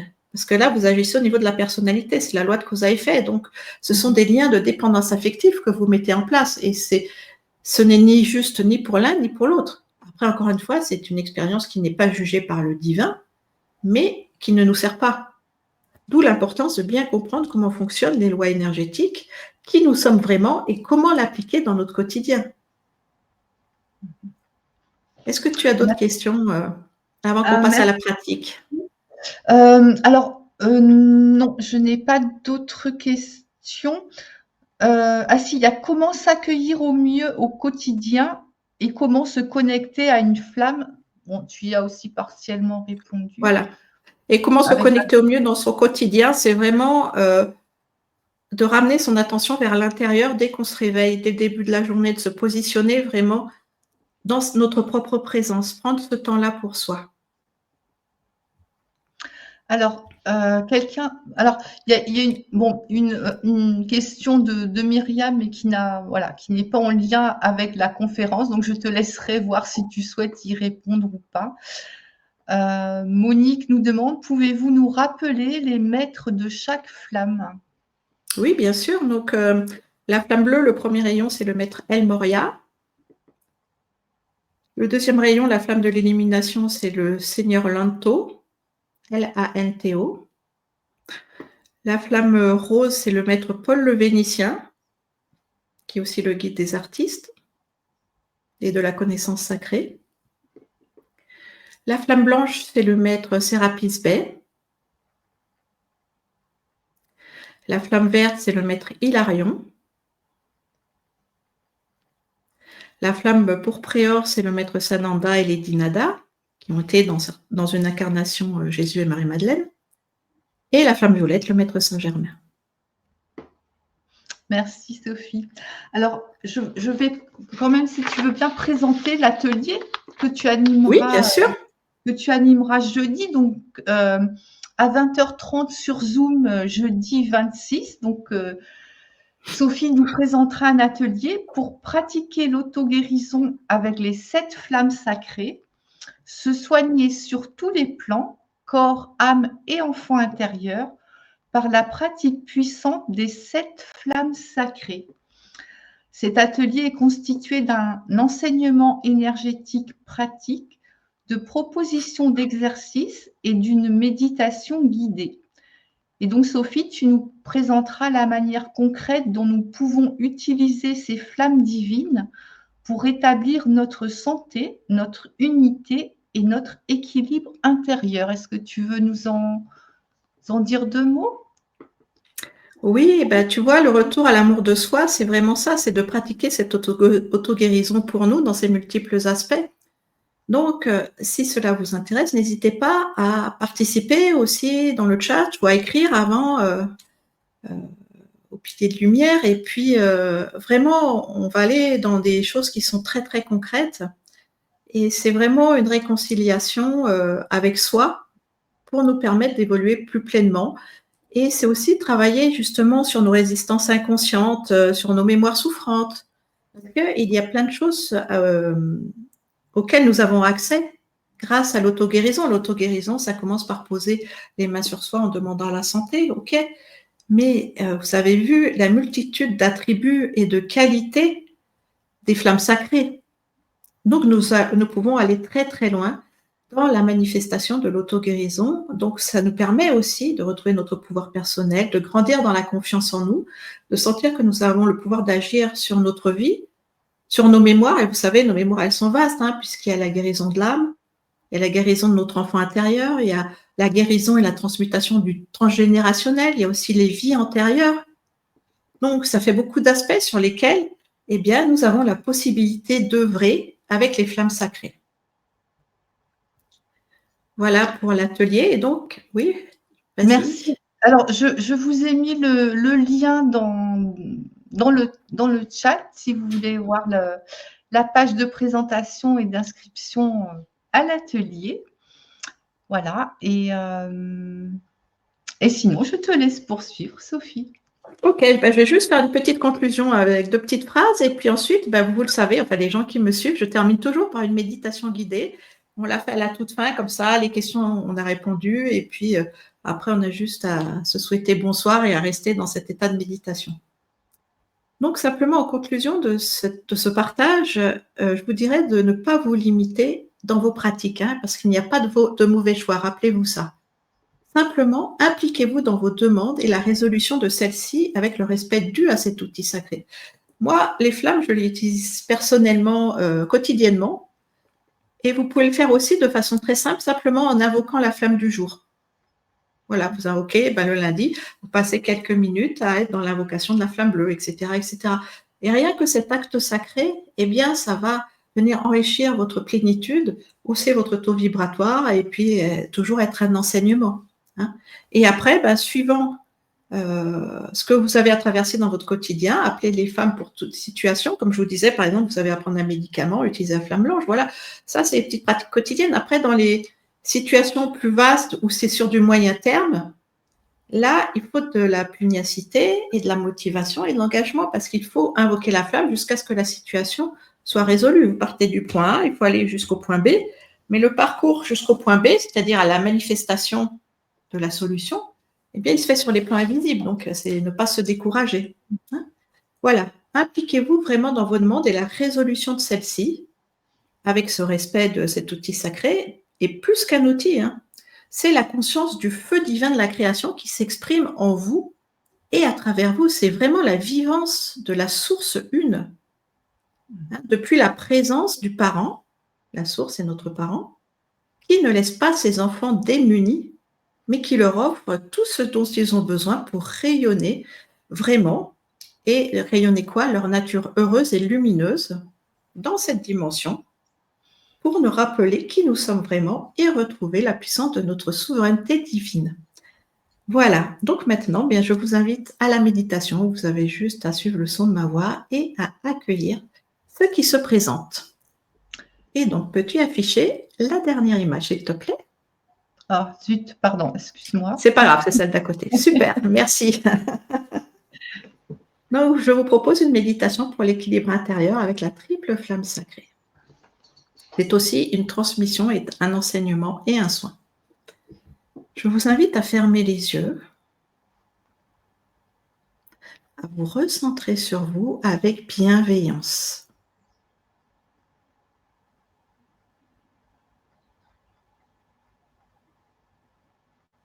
Vous relâchez les tensions de votre corps, du haut de votre tête, jusqu'au bout de vos pieds.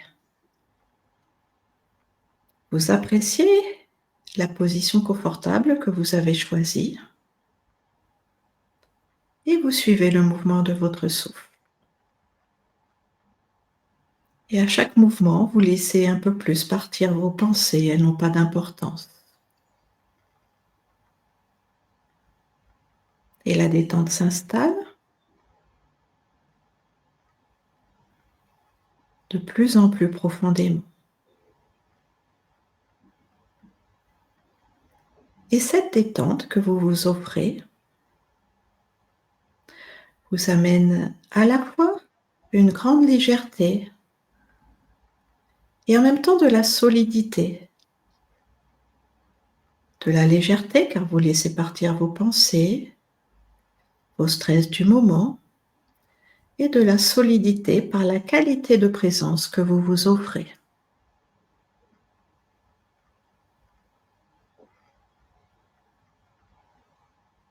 Tout est bien, tout est tranquille, et je vous invite à porter votre attention sur votre chakra du cœur au centre de votre poitrine. Et dans ce chakra, vous imaginez que vous entrez dans un temple sacré, un temple merveilleux, que vous avez décoré suivant votre vision de la beauté de la divinité.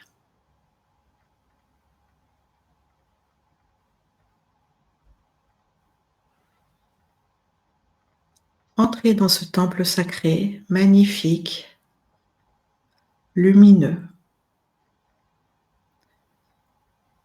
Ce temple reflète la lumière de l'amour et de la compassion les plus pures.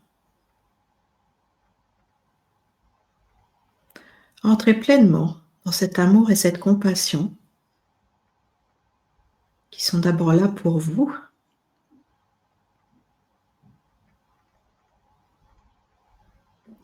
Et le fait de reconnaître cet amour, de vous baigner dans cet amour, expanse votre cœur sacré.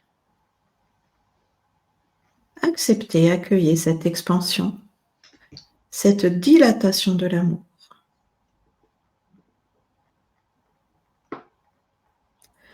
Et laissez cette expansion aller jusqu'à vous envelopper totalement et même rayonner tout autour de vous. Vous êtes totalement enveloppé de cet amour pur.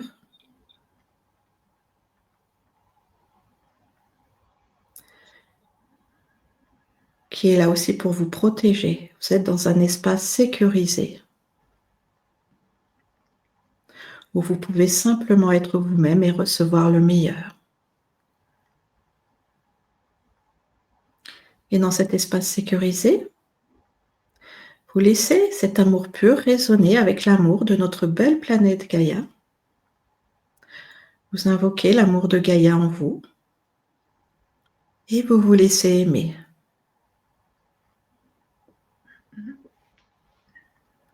Chère planète, je te remercie d'être là pour moi à chaque instant, de veiller sur moi, de me nourrir, de m'inspirer et de prendre soin de moi.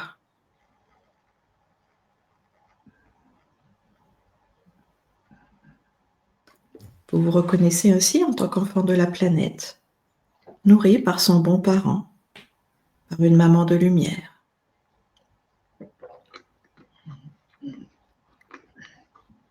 Et cela vient nourrir la puissance de votre cœur sacré.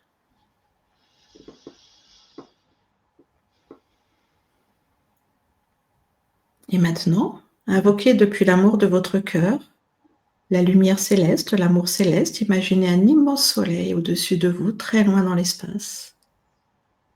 Et connectez-vous à son centre. Et instantanément, recevez toute sa lumière.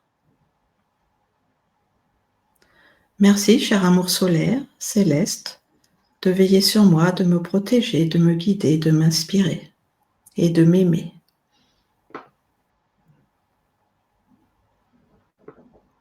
Reconnaissez ainsi votre identité d'enfant du ciel, en même temps qu'enfant de la terre. Et la lumière dans votre cœur se renforce encore. Accueillez cette puissance d'être à travers l'amour infini qui s'écoule en vous, de haut en bas et de bas en haut. Vous êtes au centre de cet amour en tant qu'enfant de la vie. Dans cette plénitude, dans ce temple sacré, maintenant, vous vous placez en face d'un autel. Et sur cet autel réside une coupe en or immense. Et dans cette coupe brûle une triple flamme constituée des couleurs bleues, roses et dorées. Cette flamme est immense, elle fait plusieurs mètres de haut et plusieurs aussi de large. Et vous vous tenez en face de cette merveilleuse triple flamme et vous en ressortez tous les bienfaits. Laissez-vous porter par l'amour qui se dégage de cette flamme à travers les attributs des 3 couleurs sacrées.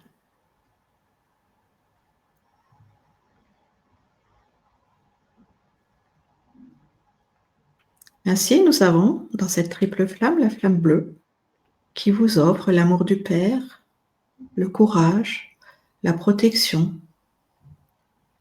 la volonté d'être la lumière.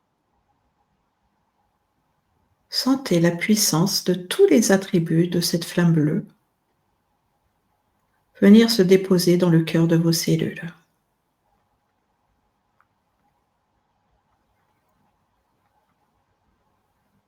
Peut-être des émotions vont remonter, reliées aux attributs du masculin sacré. Accueillez cela sans juger. Laissez la flamme vous apporter tout ce qui est bon pour vous. Dans l'amour du Père.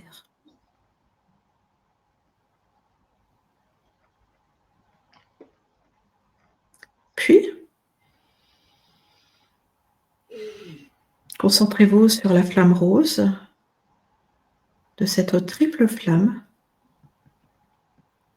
et laissez sa puissance venir s'infuser en vous à travers l'amour de la mère, à travers le cœur de Marie, à travers la tendresse, la douceur, l'harmonie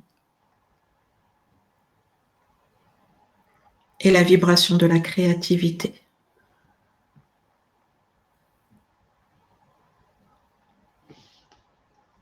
La lumière de cette flamme se dépose elle aussi dans le cœur de vos cellules. Les ouvrant, les expansant pour votre plus grand bien.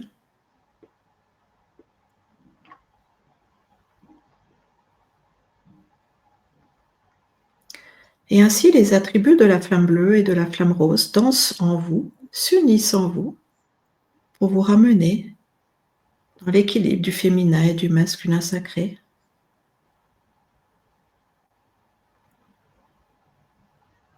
Dans l'androgyna originel, dans la complémentarité du donner et du recevoir, de l'écoute et de la parole, de l'intuition et de l'action. Le Père et la Mère en vous, dans leur union sacrée.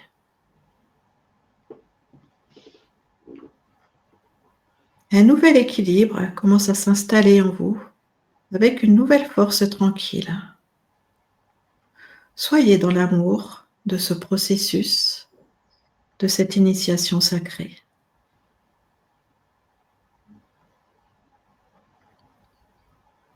Ressentez l'œuvre de la vie, ce cadeau de la source une qui vous est offert. Et puis voici maintenant la flamme dorée de l'illumination qui vient s'ajouter aux 2 autres flammes. Accueillez en vous la vibration d'or de cette flamme sacrée qui s'infuse dans le cœur de vos cellules. La rencontre du Fils, de la création, à partir de l'illumination, dans l'équilibre du féminin et du masculin, la manifestation de l'androgyna originel, la manifestation de la grande présence de Je suis, dans sa complétude, Ainsi, l'illumination vient éclairer chaque aspect de votre être, de la sagesse et de la connaissance pure de l'Esprit divin. Respirez dans cette fréquence de la sagesse divine. Rappelez-vous, nous sommes des apprentissages.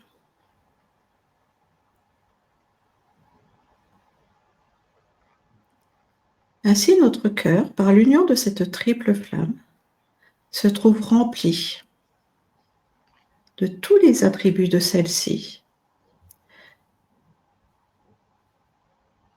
Nous sommes maintenant totalement enveloppés et infusés de la vibration de cette triple flamme.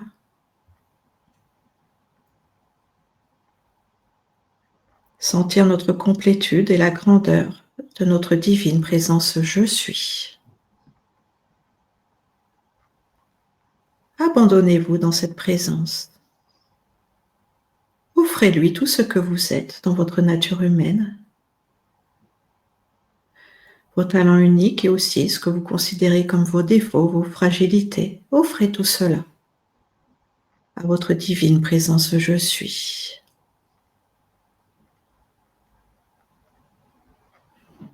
Sentez-la vous sourire, vous accueillir, les bras grands ouverts, et vous bénir tel que vous êtes.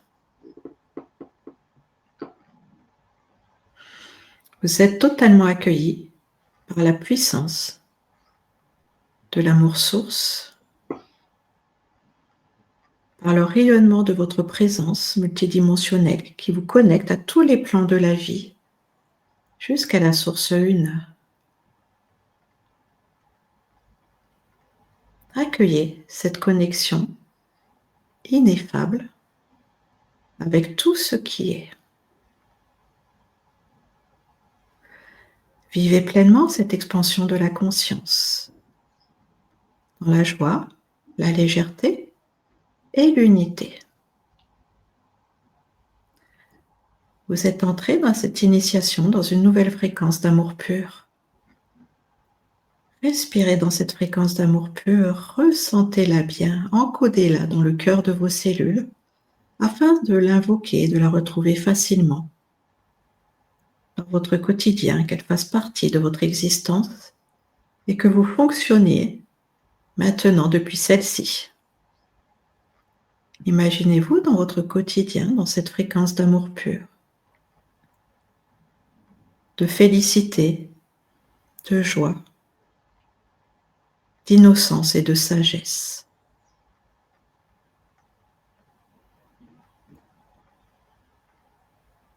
Ainsi, vous vivez pleinement la reconnaissance de l'être que vous êtes vraiment.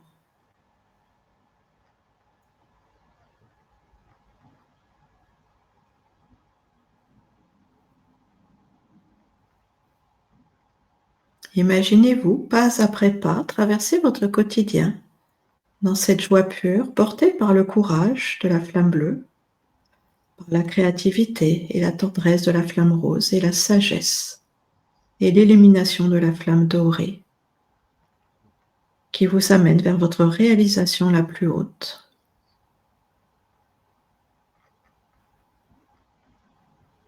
Par l'amour de tout ce qui est.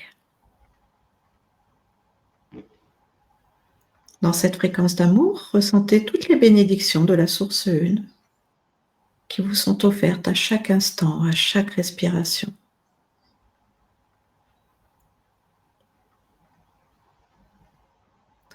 Ressentez aussi la constance et la conscience de notre mère Gaïa, qui nous permet de rester ancrés à cette réalité physique tout en rayonnant notre lumière pure.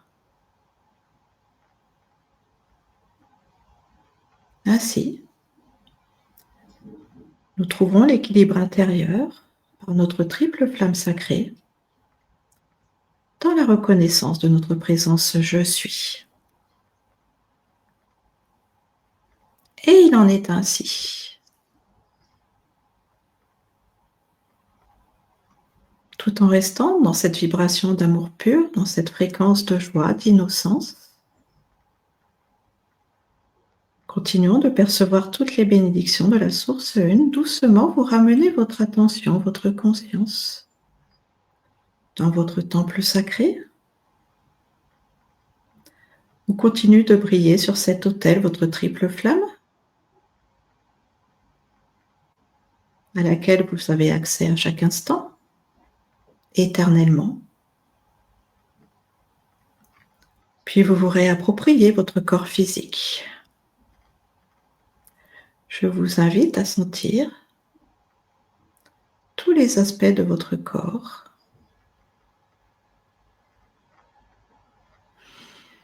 du bout de vos pieds jusqu'au sommet de votre tête. Vous revenez tranquillement dans le mouvement de votre souffle et vous ramenez votre attention vers l'extérieur, cette dimension, votre environnement, la pièce dans laquelle vous vous trouvez. Ensuite, quand vous vous sentirez prêt, prête, vous pourrez vous étirer un peu, bouger, rouvrir les yeux pour revenir tranquillement. Et comme je vous le disais, si vous le souhaitez, vous pouvez rester les yeux fermés pour continuer de bénéficier de cette fréquence d'amour pur, pour continuer de l'encoder profondément en vous et rester dans cet équilibre intérieur. Voilà pour ce partage. Je reviens vers toi pour le mot de la fin. Merci infiniment, Sophie, pour cette méditation vibrante, douce et puissante à la fois. Oui, c'est vrai qu'on a envie d'y rester. Et merci aussi pour tout, voilà, pour tout ce que tu nous as partagé ce soir. C'est avec une grande joie. Oui, je pense que nos amis aussi, voilà, auront trouvé des réponses à leurs questions. Voilà, tu as beaucoup de remerciements, de gratitude. Et voilà, je vais te laisser le mot de la fin, Sophie. Voilà, pour ne pas abuser de ton temps et de celui de nos auditeurs, surtout qu'on vient de vivre voilà, un moment très fort. Donc, voilà, j'espère vous retrouver jeudi ou en différé quand vous le souhaitez pour cet atelier où nous irons encore plus loin dans cette pratique et dans cette initiation des 7 flammes sacrées pour notre auto-guérison sur tous les plans. C'est une façon de prendre soin de soi, de s'offrir des cadeaux d'amour pour soi et de continuer ce chemin initiatique. Voilà, rappelez-vous que consciemment ou inconsciemment, les 7 flammes, même les autres, mais déjà ces 7 flammes, ces 7 couleurs primaires, ces 7 attributs divins prennent soin de vous dans votre quotidien et vous portent et vous inspirent pour votre plus grand bien sur votre chemin d'ascension. Donc prenez bien soin de vous et à très bientôt pour de nouvelles aventures intérieures. Merci Sophie. Et pour ceux et celles qui auraient l'élan de nous rejoindre jeudi mais qui ne seraient pas disponibles, vous pourrez retrouver l'atelier en replay dans votre espacement. Donc que ça ne soit pas un frein si jamais vous souhaitez y participer. Une toute belle soirée à chacun et à chacune et au plaisir de vous retrouver tout bientôt.